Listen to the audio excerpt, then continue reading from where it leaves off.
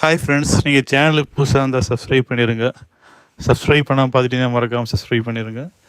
நம்ம கடந்த பதிவில் சொல்லியிருந்தபடியே 2 சுற்று மலை இருக்குது. ஒன்று பார்த்தீங்கன்னா 9, 10ஆம் தேதி தொடங்கி 12 வரைக்கும் இருக்கும். இரண்டாவது சுற்று மலை பார்த்தீங்கன்னா 14, 15ஆம் தேதி தொடங்கி 16, 17ஆம் தேதி வரைக்கும் இருக்கும்னு சொல்லியிருந்தோம். இந்த சுற்று மலைகளில் வந்து ஒரு சின்ன மாறுதல் ஏற்பட்டிருக்கு.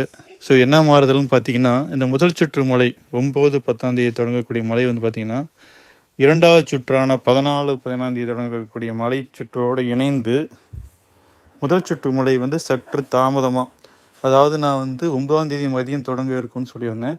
இந்த மலை சுற்று வந்து 11ஆம் தேதி மதியத்திற்குள் தொடங்கி தமிழகத்தின் அனைத்து கடலோர மாவட்டங்களுக்கும் நல்ல மழை கொடுக்கும்.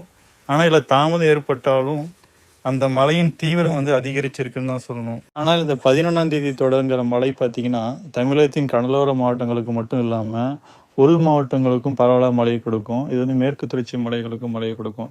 இது தமிழ்நாடு முழுவதுமே நல்ல பரவலான நல்ல மழையை கொடுக்கும். கடலோர மாவட்டங்களுக்கு கனமழையை கொடுக்க கண்டிப்பாக வாய்ப்பு இருக்குது.